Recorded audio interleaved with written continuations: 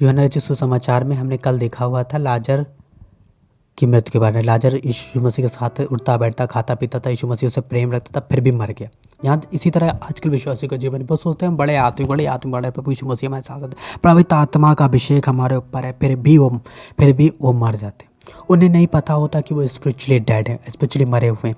जब हम 11 का 14 में पढ़ते यीशु ने साफ साफ कह दिया कि लाजर मर गया है। यीशु मसीह प्रेम करता था जिस लाजर से, वो लाजर मर चुका है, यीशु मसीह ने खुद कहा 11:14 में। और 11 के 17 में पढ़ते हो उसको वहाँ पहुँचने पर पता चला कब्र में रखे 4 दिन हो गए थे, मर भी गया, मर में रखे हुए 4 दिन भी हो गए। वो यीशु मसीह जिससे प्रेम रखता था, यीशु मसीह के साथ जो खाता पीता उठता बैठता था, वो लाजर मर जाता है। और उसी तरह आज और जो हम देखते हैं 11 के 44 में देखते हैं जो मर गया था कफन में हाथ पाँव बांधे हुए निकला, यानी कि उसके हाथ पैर बंधे हुए थे जब कब्र में रखा गया।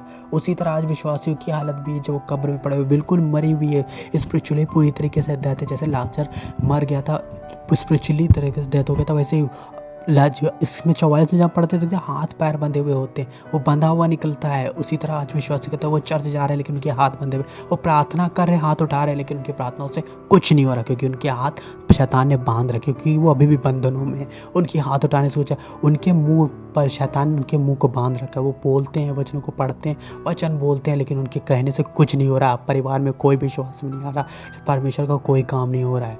वो आत्मिक रूप से वहीं के वहीं अटके हुए हैं। उनका जब शैतान उनके पूरे शरीर को बांध देता है, एक मरे हुए इंसान की हालत क्या होती है, बांध करके मरा हुआ इंसान बंद तो क्या होता है, बंधा हुआ इंसान किस तरह की हालत में था वो देख सकता है, महसूस करता है। उसके चारों तरफ सब कुछ हो रहा है, वो चर्च जा रहा है, हर दिन कलीसिया जा रहा है, सालों हुए जा रहे, कुछ हालात बदल ही नहीं रहे, कुछ आगे बढ़ ही नहीं रहा है, कुछ चेंज हो ही नहीं रहा है, परिवार विश्वास में आ ही नहीं रहा, पति विश्वास कह नहीं रहेगा, आप स्पिरिचुअली मरे हुए हैं, आप अभी भी बंधनों में, पूरी की पूरी आपके हाथ पैर और पूरे शरीर को शैतान ने बांध रखा हुआ है, आपने अभी तक डिलीवरेंस हासिल ही नहीं किया। अगर हम एक एग्जाम्पल देखते हैं बाइबल के पुराने नियम में, जब यहूदियों को इसराइलियों को मिस्र से निकलना था तो इसराइली खुद मिस्र से नहीं निकले थे, परमेश्वर ने मूसा से कहा जा मेरी प्रजा को निकाल जाके, परमेश्वर है भेज ताकि जा डिलीवरेंस कर जा करके, उसका छुटकारा कर जा करके डिलीवरेंस कराया जाता है, किया जाता है। लेकिन और इजरायली खुद बाहर नहीं निकले थे, मूसा गया था छुड़ाने के लिए तब निकला था। लेकिन अगर मूसा खुद ही अगर इजराइल में गुलाम होता तो क्या मूसा छुड़ा पाता? मूसा बाहर था, मिद्दों में था, अपने ससुर के साथ, वहाँ पे अपने बच्चों के साथ मैदान में था। मैदान से भेजा जाता है, मैदान से वहाँ पर उसको मिस्र भेजा जाता है कि जाओ उसको वहाँ से छुड़ा कर, जब क्योंकि मूसा पूरी तरह से आज़ाद था, पूरा छुटकारा वो छुटकारे में था, तब परमेश्वर सीने पहाड़ में चलती हुई झाड़ी में बात करता है। आप ये चाहें तो आप ये भी देख सकते हैं, रुकिए। जब हम निर्गमन की पुस्तक उसका 3 अध्याय का 2 वचन पढ़ते हैं, और परमेश्वर के दूत ने कटरी झाड़ी के बीच में आग के लौ में दर्शन देकर और दृष्ट देकर कहा झाड़ी जल रही भस्म नहीं होती।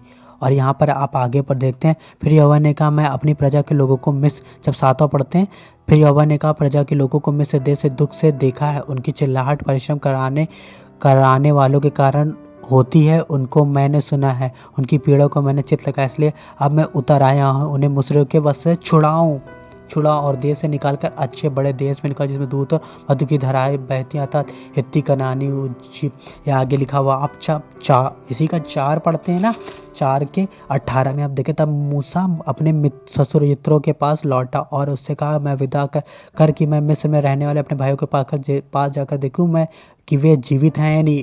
देखो परमेश्वर ने मिस्र में भेजा और मूसा अपने ससुर यित्रो के पास से उनके पास जा रहा है। यहाँ पर साफ साफ दिखाई दे रहा है कि परमेश्वर यहाँ पर भेज रहा है, परमेश्वर अपनी योजना, परमेश्वर किसी को भेज रहा है कि जा डिलीवरेंस करा जाके। लेकिन आप सोचते हैं कि अब खुद एक बंधनों में पड़ा हुआ है वो आपको कैसे डिलीवरेंस, अगर मूसा यहाँ पर खुद मिस्र में होता ना, कैद में होता तो कैसे, तो वो जा करके कभी छुड़ा नहीं पाता, इसराइलियों को मिस्र देश से निकालता। वो अपने ससुर के पास, यित्रो के पास था।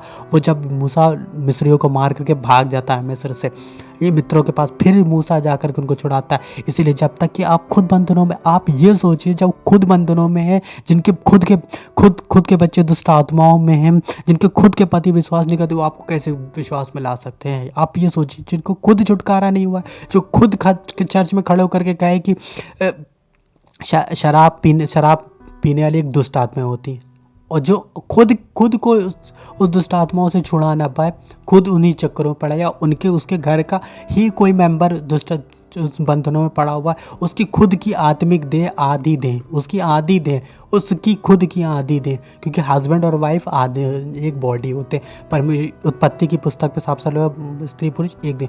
जब खुद की आदि देह दुष्ट आत्माओं के चक्कर में पड़ी हो तो वो कैसे डिलीवरेंस करा सकता है, वो कैसे छुटकारा कैसे करा सकता है? वो छुटकारा नहीं करा सकता है।